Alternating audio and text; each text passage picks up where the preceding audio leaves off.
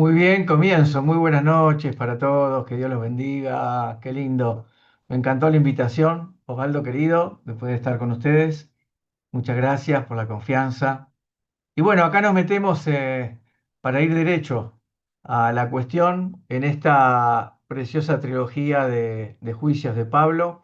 Allí creo que ya han visto Félix, ahora vemos Festo y Agripa. Él ya ha tenido esta estos enjuiciamientos, ha tenido que dar cuenta de algunas situaciones y es precioso, precioso estudiarlo. Nos paramos entonces en Hechos capítulo 25. Me gustaría que si quieren, eh, vamos a leer juntos, ¿qué les parece? A ver, que los que tengan la posibilidad y tengan buenos lentes, poder ver la letra en la Reina Valera.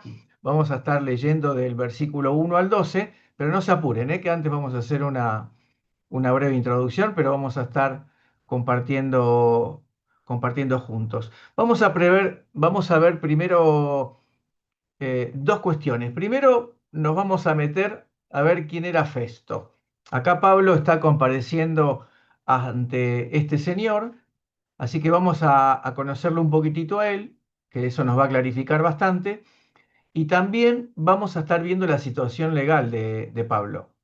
Lo primero que tenemos que ver que ahí en Hechos capítulo 24 se produce este reemplazo de Claudio Félix a Porcio Festo. Estos son los nombres completos. No se sabe mucho sobre Festo, salvo lo que aquí está escrito de Lucas y alguna cuestión de Josefo, este historiador del primer siglo. Pero nos da la impresión que Festo era un buen romano, era una buena persona de un buen rango bastante distinguido, y él deseaba mantener la autoridad en su provincia, mantener la justicia y mantener la paz. Eh, Aunque aleccionado por sus predecesores, él comprendía muy bien que tenía que estar en buenos términos, que tenía que estar en buenas relaciones con las autoridades judías que allí estaban en Jerusalén.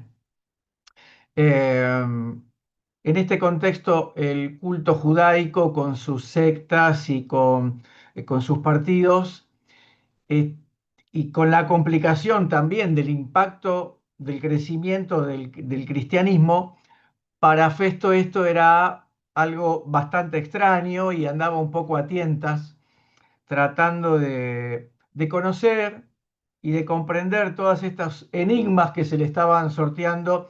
Así que este buen hombre ahí andaba tratando de hacer las cuestiones sin comprometerse demasiado.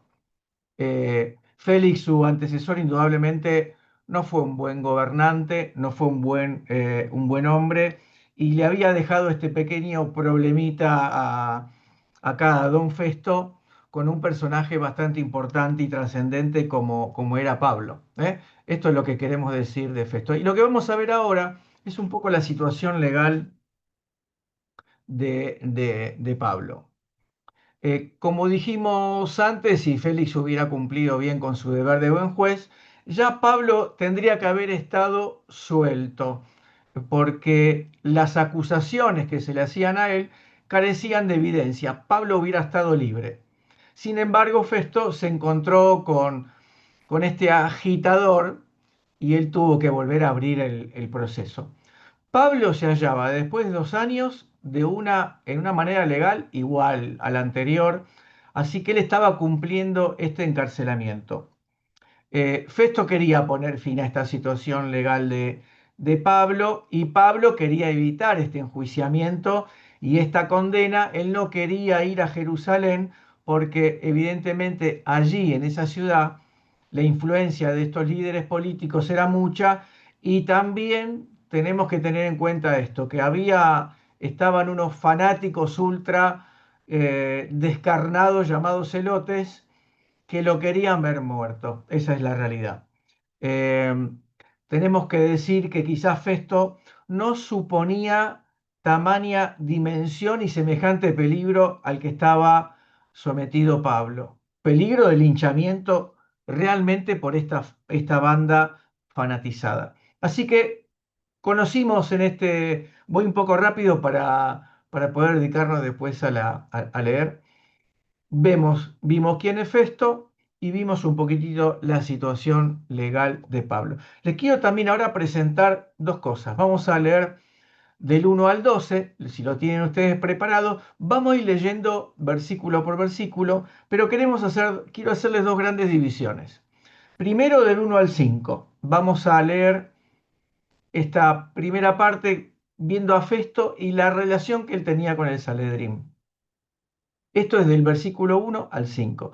Del versículo 6 al 12 vamos a ver a Festo con esta relación de la causa, con la causa propiamente dicha, ¿no? Estamos en esta trilogía de juicios que tuvo Pablo. Del 1 al 5, si ustedes me acompañan y alguno quiere leer, ¿eh? Le pido a alguien que me lea el versículo 1 de este capítulo. Estás muteado, Waldo, ¿eh? Sí. Llegado pues Festo a la provincia, subió de Cesarea a Jerusalén 3 días después. Muy bien. La sede del gobierno romano estaba en Cesarea. Esa era para el gobierno romano la capital y el gobierno absoluto de toda la provincia, pero Jerusalén era una ciudad muy, muy importante y ahí estaba, obviamente, como ustedes saben, todo el centro religioso. Festo no dejó de visitarla aún después de 3 días de estar allí, dando así, esto nos denota un indicio de que Festo era un líder bastante aplicado y enérgico en su liderazgo, y aunque quizás como era de suponer, el ambiente en Jerusalén no era muy agradable para él, trató de que esto sea una estadía bastante acotada. Le quiero pedir a alguien que lea el versículo 2 y el versículo 3.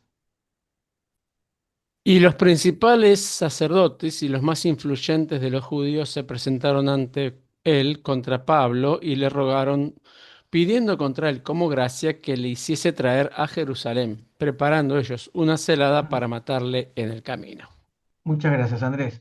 Los principales del Sanedrín y los jefes judíos no tardaron en manifestar sus apremiantes acusaciones ante Festo, alegando ofensas religiosas y ofensas hasta el propio imperio. Aunque ya habían pasado 2 años del caso de Pablo, para el Sanedrín aún tenía extrema importancia. Detrás de la fachada de legalidad, los judíos no dejaban de apoyar y de impulsar maquinaciones de estos fanáticos de los que hablamos antes. Ellos habían preparado una redada para matar a Pablo, hacerle una emboscada y le reclamaban llevar a Jerusalén para poder hacerlo en ese tránsito.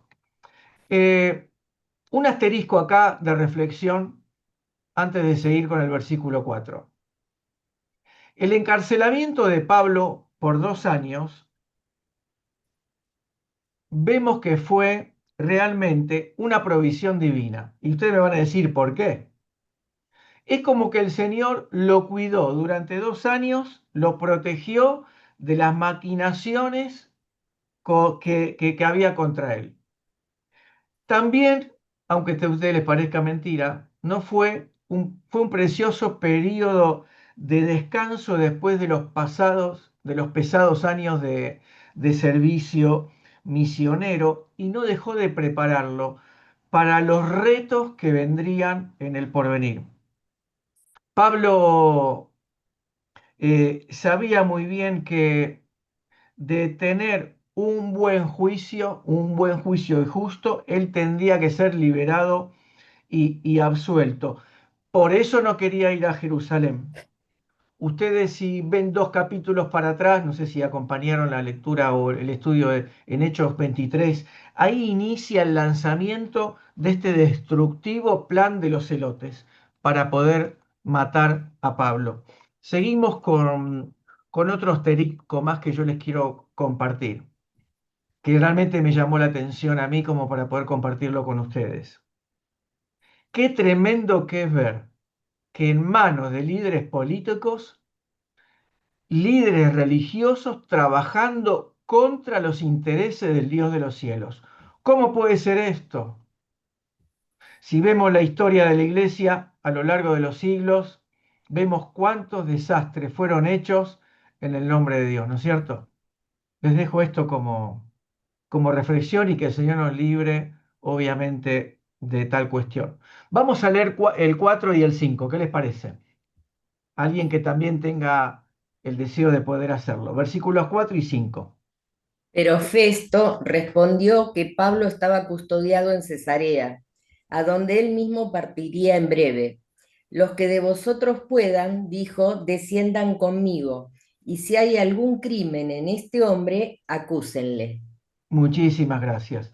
Acá vemos cómo Festo obró prudentemente, rehusando el pedido de Sanedrín, hasta que él mismo pudiera examinar no solamente el caso, sino también al preso, y oír obviamente las acusaciones del Sanedrín, pero en su propio tribunal, en su propia Cesarea. Obviamente a ellos les pide que se presenten allá para poder hacer las acusaciones pertinentes. Eh, como dijimos antes, no se conoce si Festo conocía o suponía las intenciones de ellos, pero él estaba dispuesto en hacerle un buen juicio y justo a Pablo. Vamos, hasta acá vimos la primera división. Vamos a ver ahora del 6 al 12. Yo lo divido porque acá se ve claramente cómo Festo se relaciona con Pablo y con la causa de Pablo. A ver quién me puede leer el versículo 6. Y deteniéndose entre ellos no más de 8 o 10 días, venido a Cesarea el siguiente día, sentó en el tribunal y mandó que fuese traído Pablo. Muchas gracias. Después de esta estancia breve de Festo en Jerusalén, entre 8 y 10 días, él vuelve a Cesarea porque él quería tener esto que dijimos antes, una visión clara de la causa. Una vez más, el apóstol Pablo se encontraba siendo enjuiciado por un gobernante gentil y siendo otra vez acusado por judíos y volviendo a estar en peligro de ser hallado culpable. Esta era la situación del versículo 6. Leemos el versículo 7. También alguien que tenga la posibilidad. Cuando éste llegó, lo rodearon los judíos que habían venido de Jerusalén, presentando contra él muchas y graves acusaciones, las cuales no podían probar. Muchísimas gracias. Festo estaba rodeado y siendo ensordecido nuevamente por estos vehementes religiosos, tirándole por la cabeza y por donde podían estos cargos y estas acusaciones. Y él también, Festo, estaba denotando la ausencia y la carencia de pruebas que ya habían caracterizado a estos linchadores seriales. No sé si ustedes se acuerdan, esto se inició allí en el patio del templo también, con estas carencias de evidencia. Sin duda, eh, Pablo hizo una bastante y más extendida defensa de la que Lucas detalla acá, pero no varía de lo esencial en lo consensual de lo que él ya había expuesto por Félix. Pero sin lugar a dudas podemos presumir que que Lucas contó un poco menos de todo lo que ya Pablo él estaba diciendo. Leemos allí el versículo 8, a ver quién se anima. Alegando Pablo en su defensa, ni contra la ley de los judíos, ni contra el templo, ni contra César, he pecado en nada. Pablo dice en el 8, no he pecado contra la ley judía, como para dividirlo en estas tres cuestiones que eran propicias las acusaciones. Él estaba respondiendo que no había hecho nada para que ningún judío se apartara de las costumbres y de los preceptos de sus propios padres. Aún él, esto yo sé que lo van a estudiar más adelante, pero aún más tarde en la defensa que él hace contra Agripa, eh, él deja ver como el mensaje apostólico que él portaba, en esencia, tenía la ley y los profetas en su discurso. Así que, evidentemente, esto también caería por tierra. Dice, no he pecado contra el templo. Si ustedes le ponen después el señalador, o si ya lo han visto en Hechos capítulo 21, versículo 26 al 31, ahí nosotros vamos a ver cómo Pablo también hace una defensa en esta falta absoluta de pruebas de que él no había introducido un griego que era blasfemo poder hacerlo, a Trófimo, en el templo. Esto también carecía de evidencia y de prueba. Esto está en Hechos 21. Y también Pablo dice, no he pecado tampoco contra el César. Acá les quiero que pongamos juntos el reflector. Acá los judíos se quisieron pasar de piolas, se quisieron hacer los listos, añadiendo un cargo político a los cargos religiosos que ellos estaban argumentando. Por torpes y quizás sin quererlo, posibilitaron que la causa pasara a una propia jurisdicción romana, no solamente por este cargo político, sino también porque Pablo era un ciudadano romano. Así que si a un ciudadano romano se le acusaba de un delito político, tendría que ser juzgado propiamente por un tribunal romano, o en Roma o en Cesarea.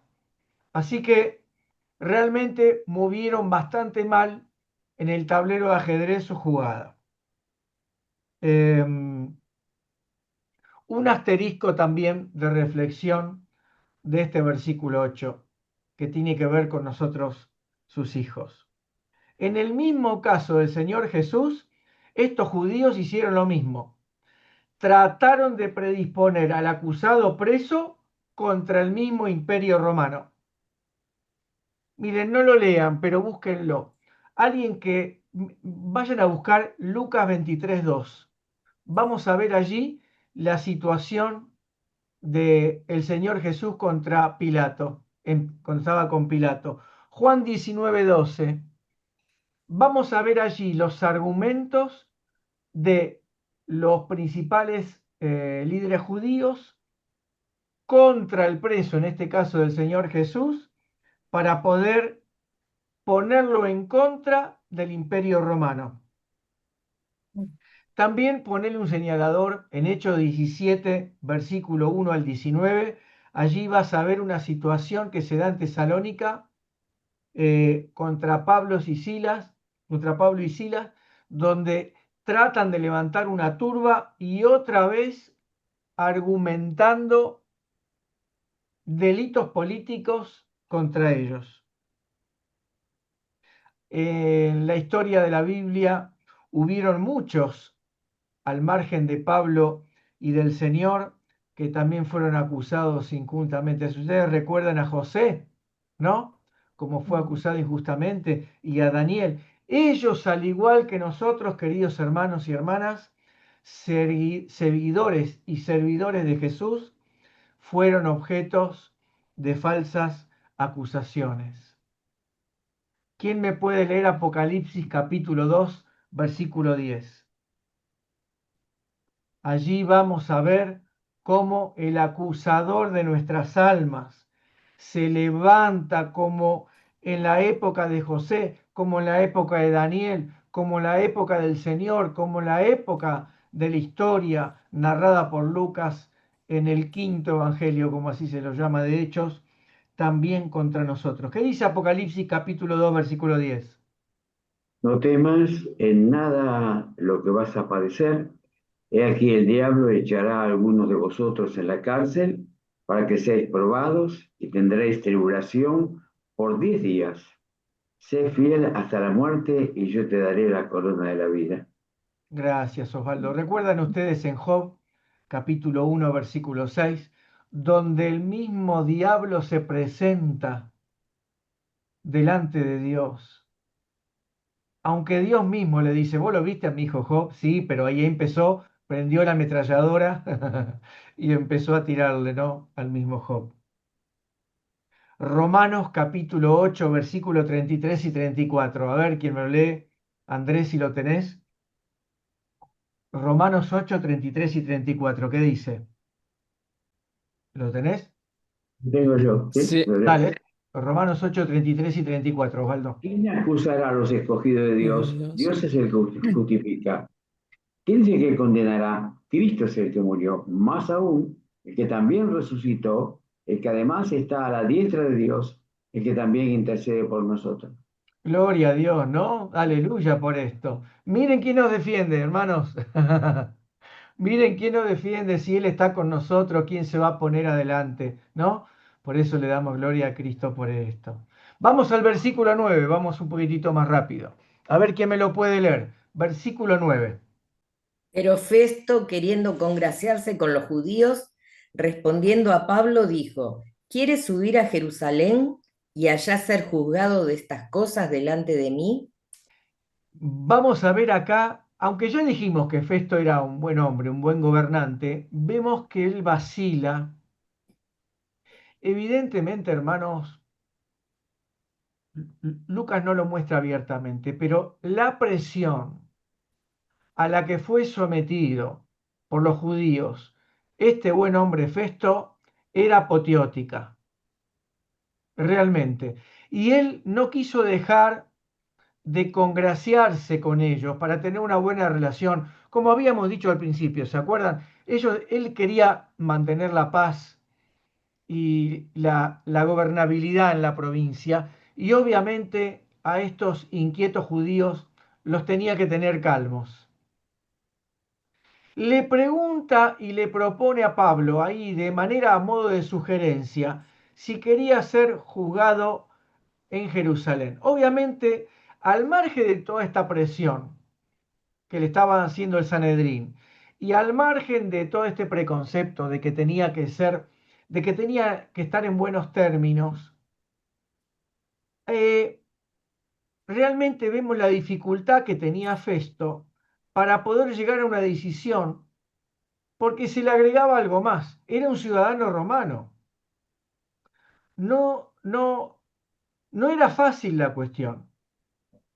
Eh, También, como dijimos antes y en forma de disculpa, pensamos que él no tenía una idea cabal y un conocimiento de la emboscada y de la violencia de estos opositores acérrimos que el Señor tenía, que Pablo tenía. Pero Pablo, que era un bicho, que era una persona inteligente, que era un tipo sagaz y obviamente hecho sabio por la presencia del Espíritu Santo en su vida, esta vacilación eh, lo convenció de que no podía esperar ni de Festo, ni de tener justicia en Jerusalén, una justicia justa que lo liberara eh, en Jerusalén, donde los judíos tenían una influencia y un poder obviamente más encarnizado aún que delante de Festo. Él no quería ir, él entiende de que tenía que salir de ese brete. Por eso leemos el versículo 10. A ver quién me lo puede leer. Pablo dijo, ante el tribunal de César estoy, donde debo ser juzgado. A los judíos no les he hecho ningún agravio, como tú sabes muy bien. Muchísimas gracias.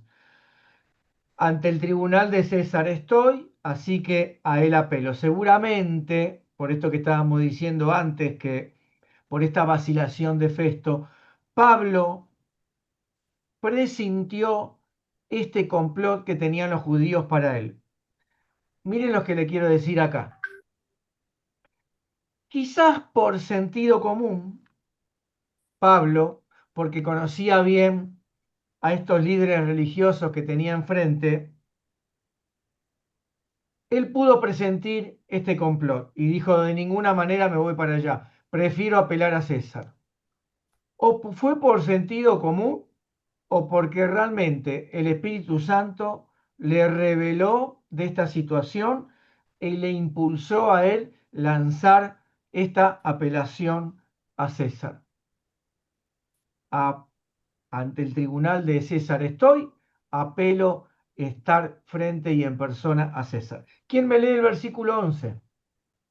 Porque si algún agravio o cosa alguna digna de muerte he hecho, no rehúso morir. Pero si nada hay de las cosas de que estos me acusan, nadie puede entregarme a ellos. A Muchas César gracias. apelo. Muchísimas gracias. Vemos acá con palabras bastante nobles, Pablo hace constar que él no procuraría de ninguna manera evadir una justa sentencia contra un delito real, pero sí se rehúsa por completo a ser entregado a la malicia judía sin ningún tipo de causa. Asterisco de reflexión. Sabiendo Pablo de esta malicia mortal, obviamente él quiso ser un mártir, evitar ser un mártir. Él apeló, su apelación, hermanos, tenía sentido porque él estaba convencido de que la evidencia estaba de su lado y él podía ganar el juicio. Por eso él apela, pero no a cualquier César, él apela a Nerón César. ¿Lo tienen, ¿Lo tienen a Nerón? Nerón, quien más tarde sería un notorio enemigo de los cristianos, pero aún en sus primeros 5 años de reinado fueron muy buenos y justos, porque Nerón estuvo rodeado de buenas personas influyentes y como esa fama tenía y esa impresión Pablo tenía, por eso él abre su boca y dice, yo quiero ir ante Nerón César. ¿Quién me lee el versículo 12 para terminar? Entonces Festo, habiendo hablado con el consejo, respondió, a César has apelado, a César irás. Muchísimas gracias. Festo, después de consultar a su consejo, dijo, a César irás. Es muy posible que el apóstol obviamente estuviera convencido de su éxito ante César, porque miren este detalle que les quiero mostrar. Hasta este entonces, los cristianos habían sido más o menos bien tratados por considerar a los cristianos una secta judía. Esta era un poco la mirada de los romanos. El mismo judaísmo era considerado una religión autorizada, ¿se entiende? Y ellos en este pegajoso pueblo, deviniendo de sectas y de parcialidades, entendían que el cristianismo era una secta más. Pero, pero, el crecimiento que venía siendo dado del mismo número de cristianos, también este número de cristianos crecía junto al rechazo del liderazgo del Sanedrín del pueblo judío ante los cristianos, y esto daba una incompatibilidad que también en el devenir del tiempo era vislumbrada por el gobierno romano.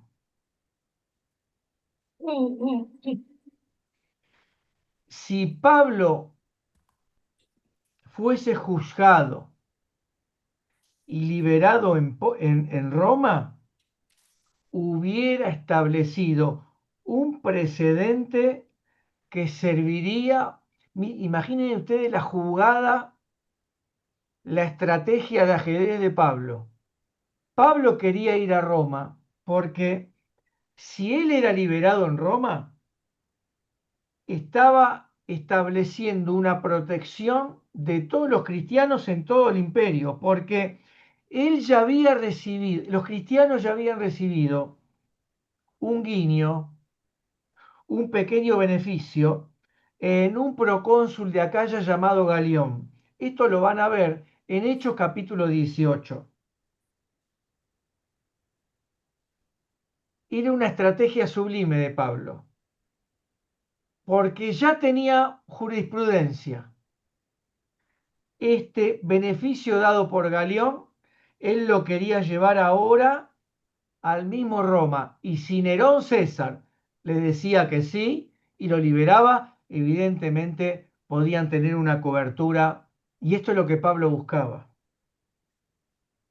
Preciosa estrategia del mismo apóstol llevado adelante por el Espíritu Santo. Obviamente entonces Festo admite la apelación y quizás bastante contento también de poder sacarse de encima este asunto bastante pegajoso de estos judíos que él tenía. Así que nosotros vamos, ustedes mismos van a poder ver ahora a partir del versículo 13, donde tiene la audiencia de Pablo frente a Agripa y Berenice. Quiero terminar con algunas aplicaciones. Tengo 2 minutos más, ¿no? ¿Está bien? Sí, perfecto. Algunas aplicaciones porque hasta acá obviamente quisimos hacer un poco de exégesis y tratar de entender la historia, los personajes y las situaciones. Pero obviamente no quiero dejar, como decía mi abuela, de dar puntadas sin hilo, como para poder tener una aplicación y extraer de toda esta circunstancia y del mismo Pablo. Bueno, por lo que veo en Carmen, seguramente debe decir lo mismo, no da puntada sin hilo. Pero lo que queremos decir acá, que queremos ser oportunos, ¿no? No solamente estudiar la palabra de Dios y entenderla en la situación y en el personaje, sino también que esto pueda tener una aplicación, como si nosotros mismos estuviéramos en esa situación. Por eso la pluma de Lucas y la preciosa historia que el Espíritu Santo nos quiere reflejar acá es para nosotros, queridas hermanas y hermanos, después de 2000 años. La perseverancia que tenía Pablo en su fe, la valentía por dar el testimonio, la sabiduría y la dependencia en dar las decisiones, aprovechar cada una de las circunstancias que Pablo, ustedes ven solamente en este pasaje, sino en todos los demás, de proclamar el Evangelio, aún estando en persecución como en peligro. Perseverancia y valentía en la fe, en esta fe inquebrantable que él tenía para su Señor y esta valentía que él denotaba y levantaba en defender esta fe y este evangelio. Firme en su testimonio, aún bajo presión y bajo peligro. Es tremendo el testimonio de Pablo para con nosotros. Claro que sí, cuando leemos de Saulo y de esta bendita locura que él tenía en ser ciudadano romano, fariseo de fariseos, y él levantaba con orgullo ser griego en su educación y a un ciudadano romano, esta locura que tenía él de perseguir y de ser un entusiasta, cuando el Señor lo tira del caballo ahí camino a Damasco, esa misma locura y pasión que tenía en su carácter, la vemos aquí, ¿no? Eh, sabio, llenó todo el Evangelio del mundo conocido, sabio en ejercer estas estrategias de las que estábamos hablando y aún así su derecho como ciudadano romano, él no paraba en ir hacia su meta. Él tenía una estrategia tejida en su mente y él iba para allá. Esta sabiduría que él mismo tenía en su carácter y también el Espíritu Santo le daba. Él aprovechó cada oportunidad para proclamar su Señor, aún estando encarcelado, no dejaba de avanzar el reino de Dios por su mano. Para nosotros, para nosotros, queridas y queridos. Tres cosas: sin temor, sin miedo. Dije el domingo en mi congregación, dije, hasta hoy tenemos el privilegio de abrir la puerta de nuestro templo. Y todos se acomodaron los lentes y me repreguntaron y me miraron frunciendo el ceño diciendo, ¿qué estás diciendo? No te podés parar en una plaza de Madrid, de Sevilla, en Roma,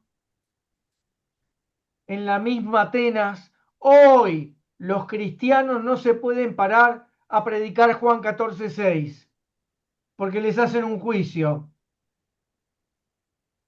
Y eso está viniendo para acá con este pseudo modernismo al que estamos siendo invadidos como un tsunami. Sin temor. Hoy tenemos el privilegio de poder abrir nuestras puertas de templo con libertad. Pablo se negó a ceder ante este miedo y ante las intimidaciones de este poderoso Sanedrín, sin temor, hermanos. A veces nos da un poquitito de miedo, ¿no? Ante algunas circunstancias, sin temor, con confianza, esperando en que de Él vendrá nuestra ayuda, así como Pablo esperaba que de Él iba a venir su ayuda, y con la convicción firme de quién era su Señor y que Él mismo le iba a honrar por esta misma valentía. Él sabía en quién creía, queridos. Por eso, Romanos capítulo 1, versículo 16. Yo no me avergüenzo del Evangelio. Claro que sí. Yo no me avergüenzo del Evangelio. ¿Por qué? Porque es poder de Dios. Era una acción práctica que él sabía que lo iba a salvar. Él sabía que iba a salvar a las personas que escucharan este Evangelio. Pero también lo iba a salvar a él. También lo iba a salvar a él. Él confiaba en este poder de Dios. No era solamente Romanos 1:16 para hacer un cuadrito y para poder poner en un folleto evangelístico. Esto era poder de Dios, poder salvífico para él en cada circunstancia, porque él estaba convencido, tenía confianza, no tenía miedo y tenía la convicción de que esta misma confianza que tenía en su Señor la iba a salvar. En todos los sentidos. Lucas capítulo 7, versículo 36. La mujer que allí estaba en la casa de Simón, ¿se acuerdan? Termina el Señor dirigiéndose a ella y le dice, mujer, tu fe te ha salvado. Vete en paz. Tu fe, tu pistis, tu fe te ha salvado. Tu fe. La fe que ella misma depositó, pero también la confianza en esta fe como dogma, como institución, a lo que nosotros como iglesia levantamos como un estandarte. Esta fe, soso en griego, salvar, te va a rescatar, te va a levantar, te va a dignificar, te va a sacar del pozo del lodo cenagoso, te va a sacar de la porquería, de la atrocidad que el pecado te hizo. Irini te va a dar paz. Shalom. Miren, Irini para un griego no era solamente una música de violines en un lago quieto con algunos pajaritos cantando. No, no, no, no. La palabra Irini estaba emparentada a la misma palabra Shalom con lo que tenía que ver con completud. Contenés toda la cajita llena de herramientas, equipada completamente. Cuando el Señor le dice a esa mujer que trabajaba de prostituta, andate mujer porque tu fe te salvó y andate en paz, andate a vivir tu vida con completa seguridad de que esta fe te ha salvado para volver a vivir una vida digna, linda, feliz. No te va a falta nada, el Espíritu Santo te va a dar la completa irini para que vivas una vida para pelear contra las acechanzas del diablo, contra el acusador, contra los eh, perseguidores visibles, invisibles que Romanos capítulo 8 nos despliega. Andate en paz, mujer, porque yo te voy a acompañar. Vas a vivir una vida completamente en paz. No te falta nada. Yo te doy todo. Estás completamente equipada. Así como lo dijo con tantos otros. Tu fe te ha salvado. Andate en paz, queridos. Esta era la convicción que Pablo mismo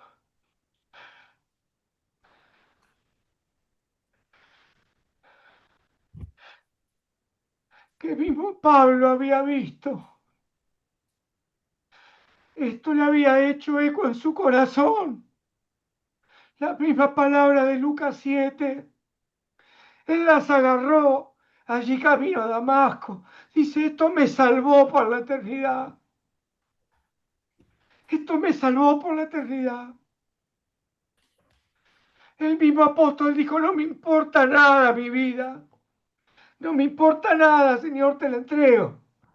Yo sé que estar con vos es mucho mejor, pero yo tengo que cumplir acá.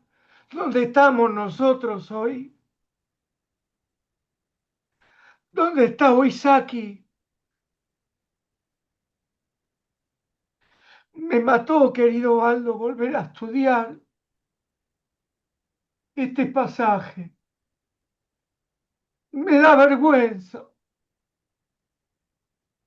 Tuve que volver a pedir perdón por mi cobardía. Me desnudó Hechos 25. Amados, pido que por la obra del Espíritu Santo, no por las palabras de un lindo mensaje, pueda hacer en ustedes este despertar que necesitamos cada una de nuestras congregaciones, ¿no? Qué lejos que estoy de Pablo, qué lejos que estoy de Pablo. Que el Señor nos ayude. Si me dejan orar. Papá querido, gracias por tu palabra. Gracias por tu palabra, este libro precioso. Nos abre la cabeza, Señor, nos abre el corazón. Esta espada que entra hasta lo profundo de nuestro corazón, espada de doble filo. Papá, que las personas que estamos en este culto podamos ser interpelados por tu palabra y que la preciosa Espíritu Santo pueda trabajar en nosotros. Que nuestras iglesias exploten de valentía, exploten de convicción para poder ser un cachito como Pablo. Papá querido, guardanos del mal, guardanos del malo y defendenos ante sus acusaciones. Te lo pedimos todos juntos aquí en el nombre del Señor Jesús, en el nombre del Señor Jesús, por los méritos que esa sangre derramada hace 2000 años tiene. Guardanos bajo la cobertura de tu sangre preciosa. Te lo pedimos en su nombre. Amén, amén Amén. y amén.